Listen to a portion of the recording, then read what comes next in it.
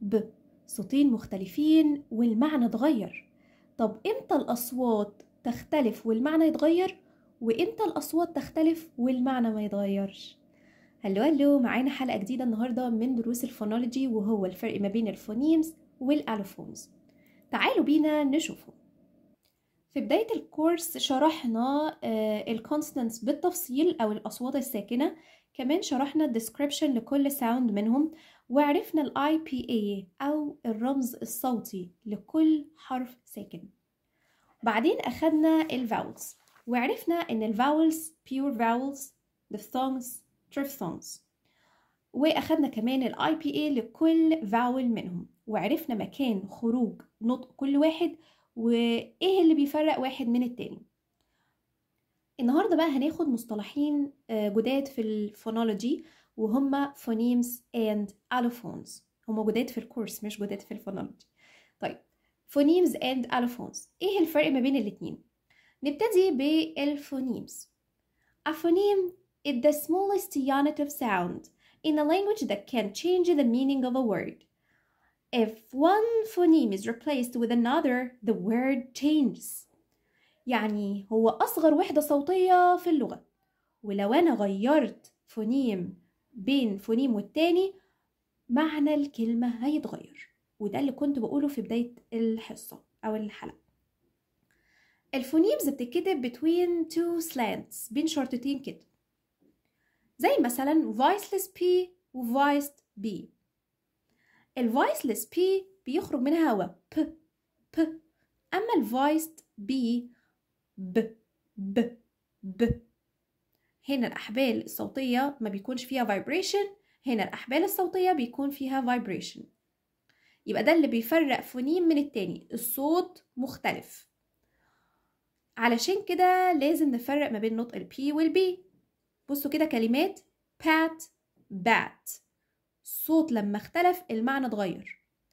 pan ban، pill bill، صوت ب ب. طب عندي ألوفونز تانية طبعا، ك ج. هنا مفيش vibration في الفوكال كوردز، إنما هنا في vibration أو في اهتزاز في الأحبال الصوتية.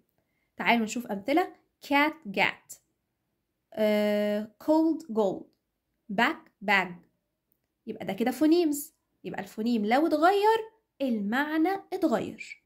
كمان عندي ت د ل ر، كل دول فونيمز. يبقى الفونيم لو الصوت اتغير بيبقى في تغير في المعنى. طب ايه بقى الالوفونز؟ An allophone is a variation of a phoneme that does not change the meaning of a word. Allophones appear based on the position of the sound in a word or the speaker's accent. يعني ايه؟ الالوفونز دي هي اختلافات لنفس الفونيم، هو حرف واحد او صوت واحد ولكن ليه اكتر من طريقة لنطقه. ولما بغير ما بين الالوفون والالوفون المعنى مش بيتغير، مش زي الفونيمز. طيب تعالوا كده نشوف معلومات اكتر عن الالوفونز. الالوفونز انا بكتبها between two square brackets زي كده، اما الفونيمز احنا كنا بنعملهم between two slants زي كده. طيب ده كده فونيم. طب ايه بقى الالوفونز بتاعته؟ اول الالوفون ل P sound aspirated P. طب ايه هو الاسبيريتد؟ الاسبيريتد هو خروج هوا كده مع حرف ال P، وبيكون في بداية الكلمة زي pin. اسمعوا كده تاني، pin pin. اما ال unaspirated مش بيخرج هوا زي الاسبيريتد، زي spin pin spin p p p. في هنا هوا خرج بشكل اكبر من هنا، pin spin. اما بقى ال unreleased p، ال unreleased ما بيخرجش هوا زي هنا وهنا، الصوت كده تحسوا ان هو نفس صوت الحرف ولكن مش نفس طريقة خروج الهوا. هنا في الهوا اتحجز، map map. ده الفرق ما بين ايه؟ ألوفونز مختلفة. map هنا aspirated unaspirated unreleased. طب تعالوا نشوف ألوفونز تانية للفونيم ت. أول ألوفون ليه وهو الأسبيريتد برضو، بيكون في بداية الكلمة زي top، في هوا بيخرج كده ت ت ت ت ت top. أما الأنأسبيريتد بيجي بعد consonant، زي هنا برضو جه بعد consonant stop stop top stop. هنا في هوا هنا لأ، أو خرج بس بنسبة بسيطة قوي. بعد كده عندي ال unreleased، هنسيب الفلاب دلوقتي. ال unreleased ت. امتى بقى يكون unreleased؟ برضو لما يكون في آخر الكلمة زي ال unreleased ب. هنا بقى cat cat، الصوت خرج ولكن ما خرجش معاه هوا، وده فرق ما بين نفس الألوفون أهو بس سوري نفس الفونيم بس ألوفونز مختلفة. cat cat.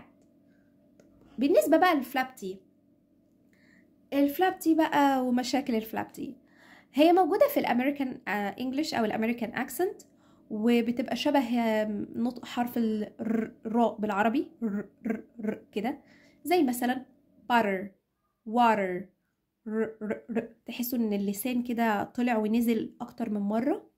butter butter مثلا قلنا water يبقى ده الفلابتي. طب افرض انا قرأتها التي عادي زي ما بنقرأها من غير ما تكون فلابت، المعنى هو. بصوا كده لما اقولك water بالبريتش اكسنت مثلا water، انا فهمت ان هي ميه. water برضو فهمت ان هي ميه. يبقى النطق المختلف لنفس الفونيم اداني تنوع في الاكسنت، ولكن ما غيرش المعنى الكلمة. يبقى أنا ما غيرتش الفونيم نفسه، لا أنا غيرت الألوفون وهو طريقة نطق الفونيم أو البيئة المحيطة يعني بالألوفون. عندي بعد كده ك، الألوفونز بتاعته برضو aspirated، وبتكون في البداية زي kite ك ك ك. تاني واحدة unaspirated وبتيجي بعد consonant sky sky، حجزت الهوا شوية. هنا back unreleased، هنا الهوا ما خرجش تاني مع الك sound back back. آخر ألوفون معايا ومهم جدا بقى الألوفون ده، وهو dark L and clear L.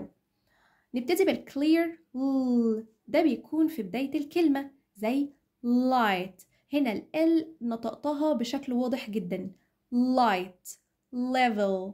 بصوا كده كلمة level فيها 2 L في البداية وفي الآخر. اللي في البداية ده clear لأن قرأته بوضوح، أما اللي في الآخر كان dark، زي مثلا لفظ الجلالة في كلمة الله حرف اللام. يبقى أنا لو حاولت أشبه الحرف اللام بالL، فاللام هي الL، ولكن اللام اللي موجودة في لفظ الجلالة الله هي دي الدارك L، وبتكون موجودة في نهاية الكلمة أو بعد الفاول، زي full full level level. الألف اللي جت في النهاية دي dark L. طب افرض أنا قلت full، هنا أنا نطقت ال L كأنها clear L أو light L. المعنى هو المعنى ما اتغيرش، وهيزال النيتيف سبيكر هيفهمني، ولكن أنا نطقي هيبقى فيه يعني خلل، هيبقى فيه زي مثلا شذوذ كده، نطق مختلف. فده اللي بيفرق ما بين accent والتانية. فدي كده dark L full. يبقى ده الفرق ما بين الفونيمز والألوفونز. أتمنى يكون المفهومين وصلوا بشكل كويس. لو مستنيين باقي الحلقات إن شاء الله كل جمعة بننزل حلقة جديدة للفونولوجي. ما تنسوش بقى لايك وشير وفولو لبيج ايزي انجليزي على فيسبوك وتيك توك ويوتيوب. باي باي.